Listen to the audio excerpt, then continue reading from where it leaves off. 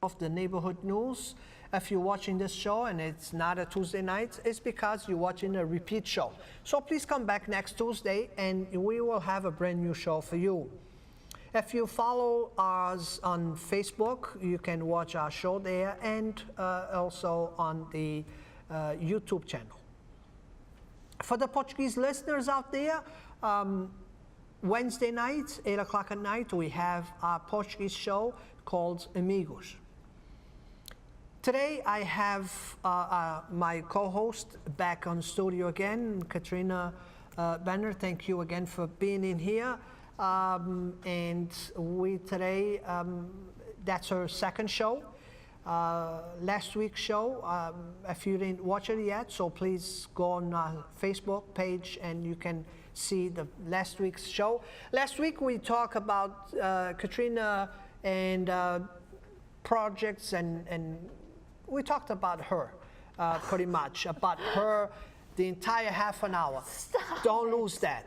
No. Wait, so they can go back and watch it, you know? So yeah, that's what we did last week. Was we talked half an hour. We talked about her. So please go back and look for our last week's show. This week we're going to be all over the place. We still don't have a guest today, but we're going to be talking a little bit about everything. We're going to go over the school department, the problems, some issues with the schools, little bit of politics. You follow politics? A little bit. I've been called a diehard liberal from time to time.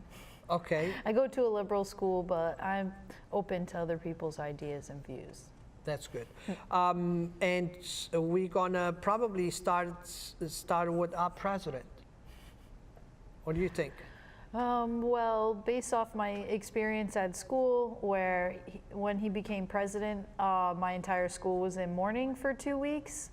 That was pretty interesting. There were teachers crying, students crying, a lot of art projects, a lot of words in windows. People were really worried that they weren't going to be able to get back into school if they went home on break. So, and it's been 6 months, 8 months now. 8 months, and it feels a lot longer. And any difference? Do you think you learned something? I really don't. I don't think we have enough information to really say yes or no right now.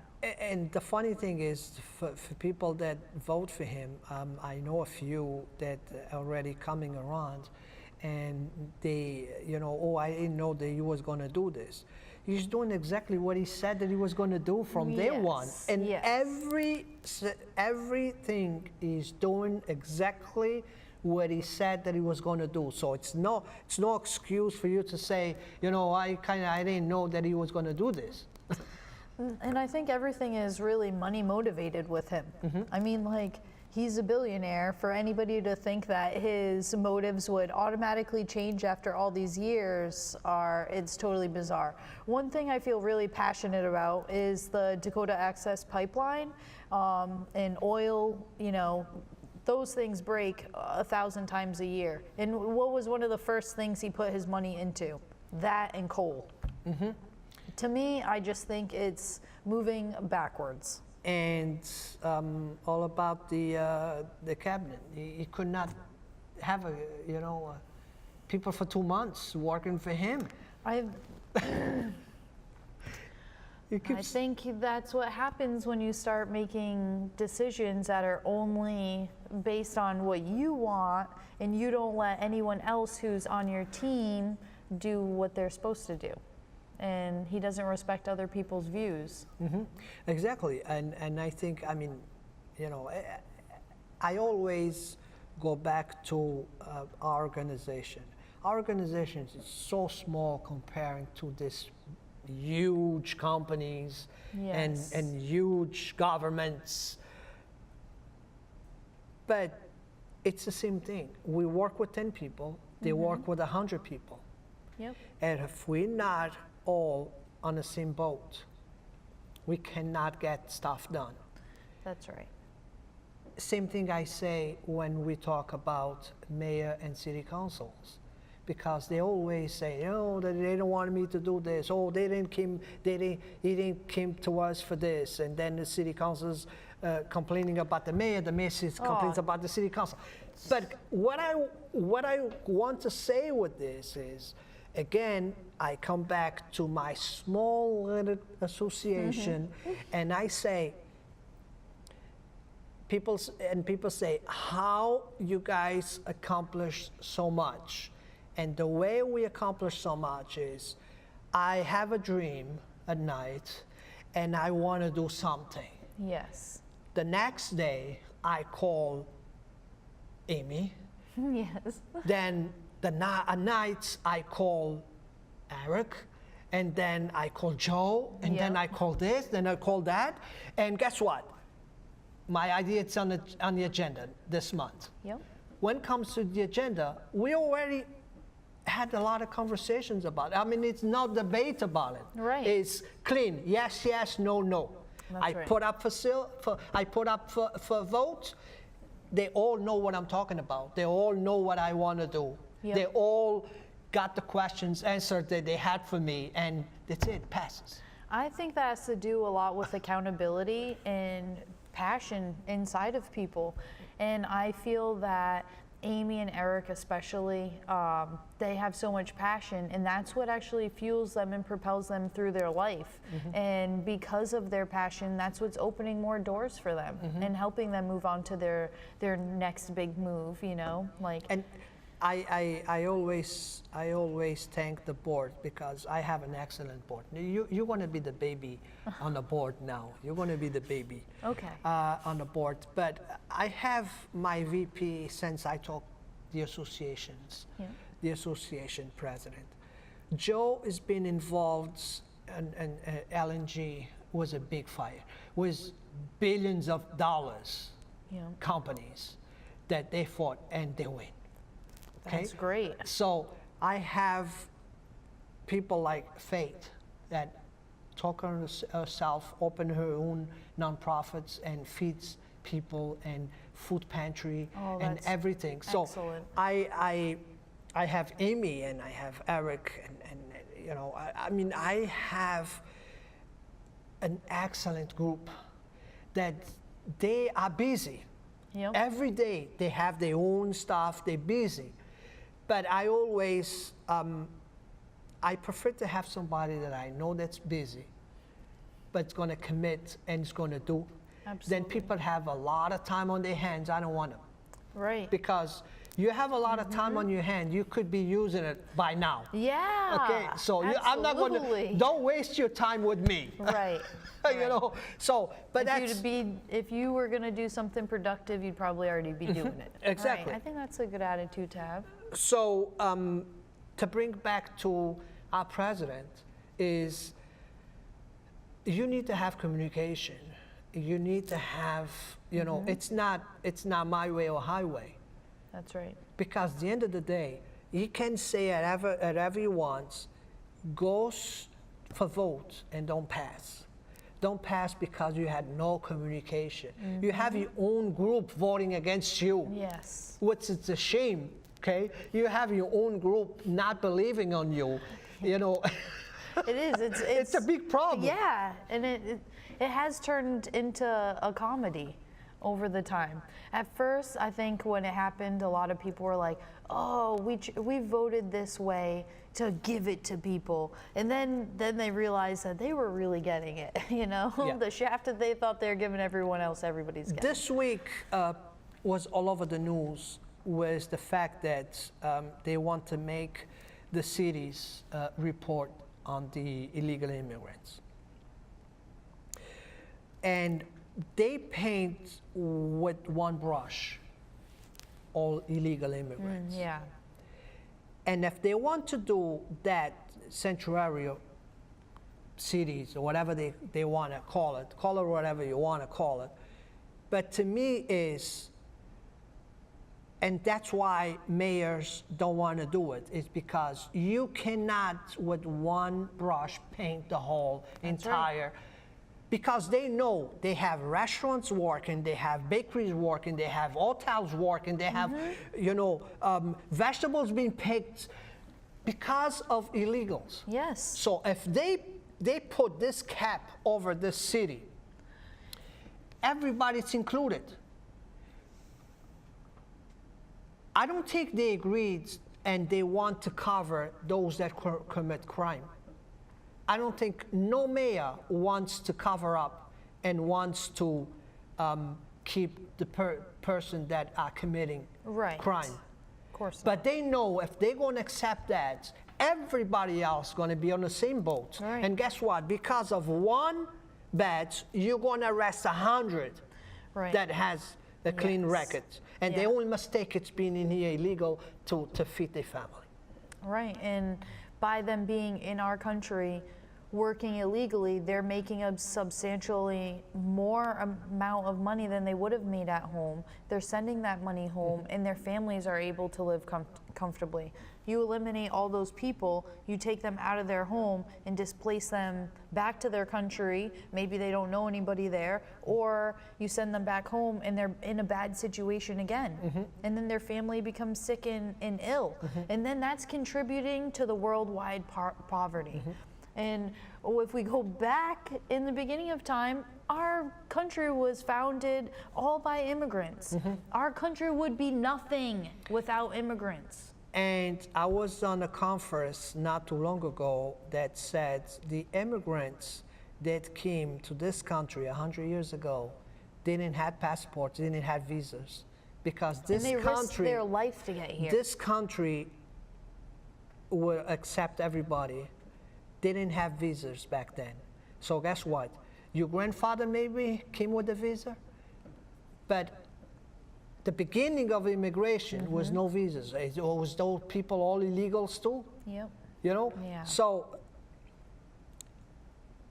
and the problem I have with a lot of stuff that he's doing is he's grabbing everybody on the same boat when we're supposed to be picking. I don't think no mayor of no city wants to protect a criminal, period. Even legal or illegal. Any mayor wants to protect a crime. That's why they're not signing this. Right. Because they know, because of one, it affects too many people. It's going to affect too many people. Yes, I agree. So now they can say whatever they want, or they want to. I don't understand. I heard this on the show this morning. I don't believe that it's mayors on this country that want to protect criminals not signing this law. No, it's no mayor.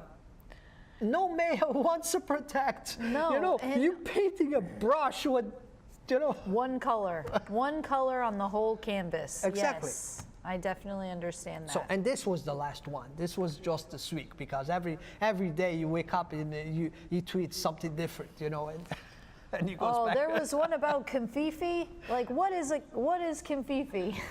I don't know. It seems like he's making a lot of Confifi. Whatever Confifi is, it sounds like a mess. Kataka fish? I don't know. Right? It sounds closer to that. Kataka fish? Right? Whatever. We're going to make it a swear word. So, yeah. On our country, I mean, that's what we're dealing right now. It's unfortunately, but I don't think the other countries are looking at us, you know, in the right way. Right. Right now, a lot of people, a lot of Americans, they're using the sunglasses, so people cannot see their eyes. Yeah. I mean, and that's sad too. You know, it's sad that the world has to be this way, and that we have to, you know, people want to be ashamed. They don't want to be, but they feel the need to be ashamed of who they are. If people are Muslim, they're feeling, you know, that they can't be themselves, and that's not fair, you know, and. But I have to say this, and doesn't matter, and I'm Portuguese, and I keep saying is, if I want to do what I do in Portugal, I stay in Portugal. This is America. Yes. I believe, I love the processions, I love all the Portuguese things, but guess what? I cannot turn America to Portugal. That's right. I have to follow the rules, the American rules, and when I'm in Portugal, I follow the Portuguese rules. Right, yeah. So, because here, every community wants to bring everything over here. Want to do everything over here that they used to do there. You know, I mean, in here we have streets that leads us to highways that we need to get to work. Yes. You know, in Portugal, if we don't go work in the morning, you know, we go after break from 12 to 2. Yep. That's our lunch hour. And get to take a nap sometimes. And yes, because they break from 12 to 2. So they're all happy. I went to Portugal and I had a great time. I wanted to work there. I was like, I'm not going back to America. That's really how I felt. But the thing is, I mean, this happens a lot in Fall River. You know, Yes. there's all this different ethnics. They want to do.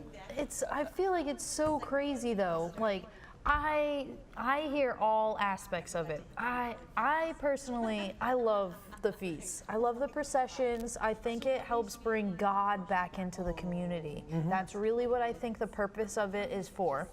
On the other aspects, I hear people who talk about they're like so furiously crazy about parking during the times of the feast, and they're like, how dare these people want to have their procession and block up the whole yard? I gotta walk 18 blocks to get back to my house. And like, I see it, you know, it's like we're a melting pot, all right? You want to do what you want to do, i.e. maybe throw your dirty diapers in the barrel, not in your purple trash bags, okay? You want to do that, but you don't want to let somebody have a feast. Yeah. Like, come on, people. But the thing is, with the feasts, and I grew up with the Holy Ghost, and we're going to talk about the Holy Ghost. I grew up with the Holy Ghost. My grandfather did feasts. My parents did feasts. I did feasts before I came over here. And the symbols of the Holy Ghost belongs to churches. The churches keep them the whole year. Yep. And then release them for the Domingos for 9 weeks. Those symbols visit 9 people. Okay. Yep. The churches do the feasts. And they bring meat to people. They give meat, and food and wine. Exactly. And One thing blessings. that was very strange when I moved over here was a club had a Holy Ghost. Oh. You know, I mean, what are you doing with the money that you're raising from this Holy Ghost? You're paying your mortgage, you're paying your electric, you're paying your, you know what I'm saying? That's not what the Holy Ghost feast is about. That's not what the Portuguese tradition of Holy Ghost it's about. So yes, I'm going to be mad I'm if not you're sure going if I'm affiliated with any of these people, Carlos, okay? But sure, I'm going to be mad if I have now, you know, a procession in front of my driveway. I know. You know, I mean, where this came from? The club next door is doing the Holy Ghost now too. Right. You know, it's things that I it's only in America. You know, it's only in America. But moving from the Holy Ghost to moving from the Holy Ghost, I know you were talking to me during the break about the school department. Yes. And the school departments, I know exactly what you're talking about, and then I will tell you why. But go ahead. So some things that I think are important is with the school system, there's so many disabled children in our community. And the numbers are just getting higher and higher and higher. And there's a lot of parents at home that are one, maybe not qualified to deal with that, are not and that means at home qualified, wheelchairs, stuff like that, or even mentally qualified for the 24/7, 365 day a year, every minute and second that it takes to literally have to keep your eye on a child. And I'm seeing in the schools that there isn't enough special needs teachers. There needs to be a lot more people that are driven to be one-on-one advocates for children with autism and other developmental disabilities. And that includes children who come from homes where a lot of domestic violence and crime is happening, because those children are adopting some of those behaviors. I mean, there's something called children of alcoholics. Children of alcoholics, although they're not alcoholics, they adopt that behavior. It's negative behavior that is in their life and they're doing, and they don't realize that it's bad for them. These are all different things. Okay, maybe that child that is a child of alcoholics is not technically a special needs person, but they may need special needs help to get them to the next developmental phase of their life. I have a friend that has a severely autistic child and needs therapy at home 5 days a week, and there are only 2 therapists in the area. That's really sad. Those are the things about life that make me sad, that there's children and people out there that need help. Why is it that every single drug addict who has an overdose gets to get help and gets to get a Narcan overdose?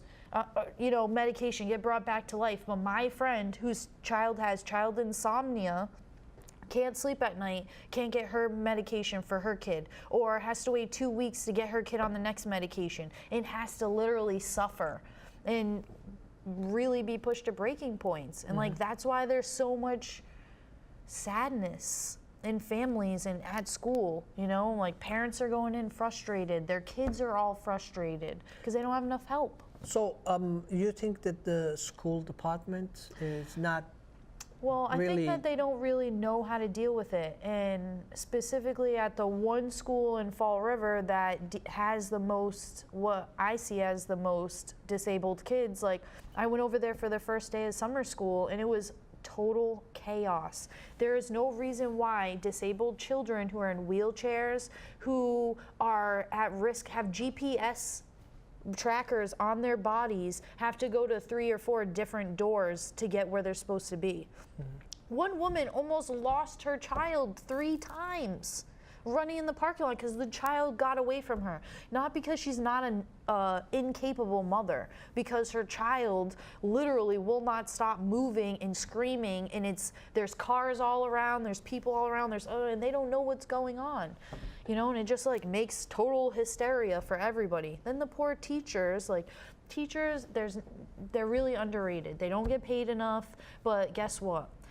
It's profit over priority again. Their priorities of making sure that the children are taken care of is more important than them fighting for a 3% higher raise every single year, like nurses and stuff like to do. And granted, nurses deserve to fight for their money because they work hard too, but so do teachers.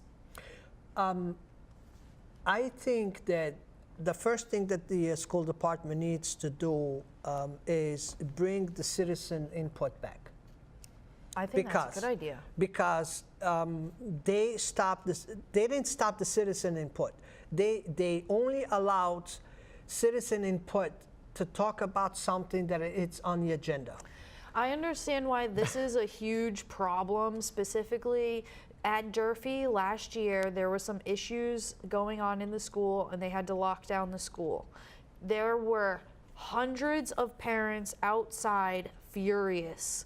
There was almost a riot outside with the parents because they were like, we need to know what's going on, at every second. And it's okay, we need to try to get the parents to talk but for everybody to be orderly. That way we can be heard, you know, because sometimes, like, I get angry, you know, I'm a Fall River chick, all right? I can trust and believe I can be ghetto when I want to be, and when I get angry enough, it brings it out of me. But we have to know when the right time and the wrong time. The Portuguese side. Yeah, you know, somebody can really cause me to set on fire, you know. And then it's hard. It is hard to control yourself when you feel really passionate about stuff. But we have to find a way to stay calm enough to deliver the message. My daughter had a problem on Morton. This is going back maybe 6, 7 years ago. She had a problem in Morton. I talked to the council that she had a person that worked with her, and she emailed the principal that I need to talk to her about the problem. We went back and forth with emails. The principal ended up never calling me. 8 months after, I got a call from her because my daughter now got in trouble. So now she wants to tell me that my daughter has a problem. And what I had to tell her was, I want to talk about that problem 8 months ago. When I called you. So when I called you, when her counsel sent emails and CC me that I want to talk to you. And you didn't Guess respond. what now? Now it's your problem. I took my daughter and I walk out of the door. Okay? Yeah. So that's problems my daughter had to Suffer. go into the extreme, okay, and push a girl against the wall for the principal to get out her chair, okay, and call me. Right. Yeah, that's Perfect a big problem. example. Perfect example. And a lot of stuff like that is still going on. You know, people want to tiptoe around issues. You know what I mean? And it's like there's a lot of fights and, you know, gang-related stuff that's going on. New Bedford has extremely big problems with gang stuff going on. The more stuff that continues on like that, it just snowballs into bigger problems.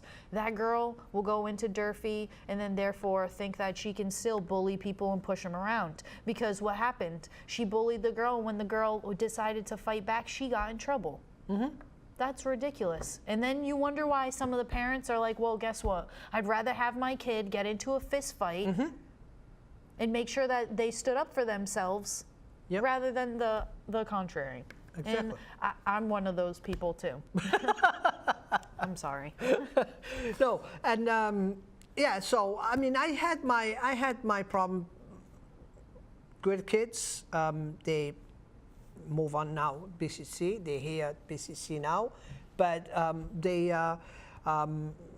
you know, I had my problems, and I'm so happy that my kids are out of public school because I was counting the days and the years for them just to get out of public school. Well, I cannot afford to put them in private school. But now think about, you know, someone who has half of what you make, or even half of that, and they have kids, and they desperately, you know that their child isn't like a tough little kid that can deal with the Fall River mentality, and then their poor kid is trapped in that environment. You know, it really stinks. And another thing that I would like to mention is we have a friend of us that have a girl that's deaf, and she has to take the bus very early to be in school out of town, and it's not close. I think she's in Bridgewater, if I'm not mistaken. Because she needs to be in the school for deafs. But she's not alone in Fall River. It's other kids in Fall River that had to go to other schools. But here's the thing. His parent had to do a lot of work to get that. Exactly. But a mother had to learn, and the father had to learn how to talk to her. So, but it's another half an hour. We did it. We did it. Wow. Another half an hour, and we didn't have time yet to come to Fall River and talk politics. I want to see what she knows about it. Oh boy! But all that's going to be next week when we come back.